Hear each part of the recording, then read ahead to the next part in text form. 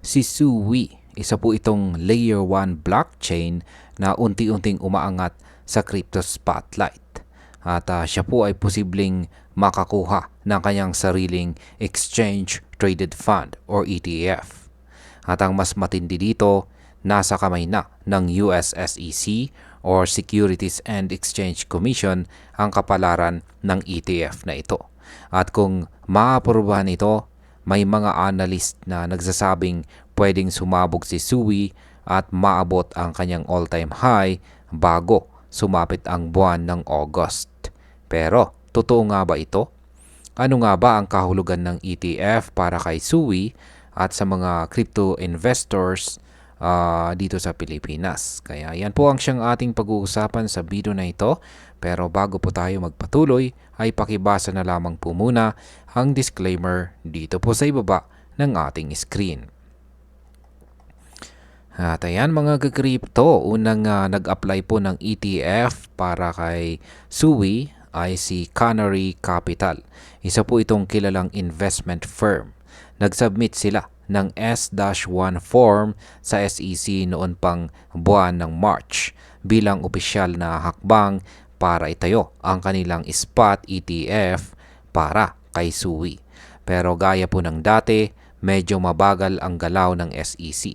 Matapos po ang ilang linggong pagka-delay, inilipat na ng SEC ang application sa mas seryosong yugto na tinatawag na Institution of Proceedings. Ito ay isang technical na hakbang kung saan magsisimula ng masusing pag-aralan ng SEC ang aplikasyon. Ibig sabihin nito ay nasa loob na tayo ng formal na proseso ng pag-approve. At para sa mga matagal ng crypto investor, alam natin na kapag pumasok na sa phase na ito, malapit na ang desisyon at pwedeng bullish ang epekto nito sa presyo ng coin. Pero teka lang, hindi lamang po si Canary Capital ang gustong maglabas ng Sui ETF. May isa pang bigating asset manager at yan po ay ang 21 Shares. Nag-submit na rin sila ng kanilang sariling proposal para sa Sui ETF. At hindi lamang po yan, may partnership pa sila sa mismong Sui network. Ibig sabihin ay talagang seryoso ang mga institution sa pagpapatibay ng Sui bilang isang lehitimong digital asset na pwede pong i-trade sa stock market gaya ni Bitcoin at Ethereum. Dahil dito lalo pang tumataas ang kumpiyansa ng mga investor. Ang tanong ngayon ay alin sa dalawang ETF proposal ang mauuna o ang mas malupit pa ay pareho kayang maaprubahan? Ayon po sa ilang mga eksperto, malaking epekto ang maaaring idulot ng ETF approval sa presyo ni Sui. Sa kasalukuyan, si Sui po ay umiikot sa presyo na $3.95 na mas mataas pa sa kanyang 200-day moving average na nasa $2.73. Kung pamilyar ka po sa technical analysis, alam mong magandang sinyalis ito. Ibig sabihin ay nasa bullish zone itong si Sui. Ang kanyang relative strength index naman or RSI ay nasa level na 66. Hindi pa siya overbought pero malapit na. Ibig sabihin ay may room pa siya para sa dagdag na pagtaas bago po siya maging delikado. Kung mababasag po ni Sui ang kanyang resistance level sa presyong $4, possible raw na sumunod ang target na $4.20 hanggang $5. Pero kung maaprubahan talaga ang ETF at mananatiling bullish ang market, $5.50 to $6 ang inaasahan ng mga trader. At kung mangyayari ito sa buwan ng August, pwede na makuha ni Sui ang kanyang bagong all-time high. Base naman po sa datos mula sa Glassnode, isa pang matinding sinyales ay ang open interest ni Sui sa futures market. Umaabot na po ito sa $1.2 billion. Ibig sabihin nito ay sobrang daming trader ang pumapasok ngayon kay Sui para mag-invest kung tataas pa ito. Dahil dito, si Sui po ngayon ay nasa ika-6 yan or 6 rank yan or top 6 na pinakamalaking crypto sa futures market.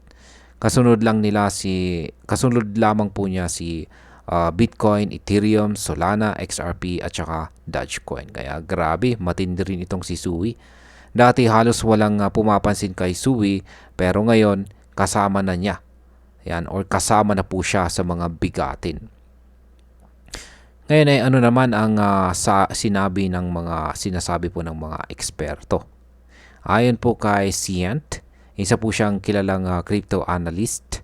Si Sui ay kasalukuyang bumubuo ng panibagong base of support. Kapag nangyari ito, posibleng hindi muna masyadong gumalaw ang presyo ni Sui, kung saan ay magko-consolidate muna ito. Pero kapag kumawala, babarilin nito ang resistance levels. Sabi niya, as early as August, pwede raw na mag-ATH itong si Sui kung magtutuloy-tuloy ang current setup. At ayan, para po sa atin bilang mga Pinoy crypto enthusiasts ay napakahalaga po ng mga ganitong opportunity. Una, nagpapakita ito na dumarami na ang institutional interest sa mga altcoins tulad ni Sui. Hindi lang si Bitcoin o Ethereum ang may pag-asa. Pangalawa, kapag nailabas na ang ETF ni Sui, mas marami pong investors mula sa traditional markets ang papasok.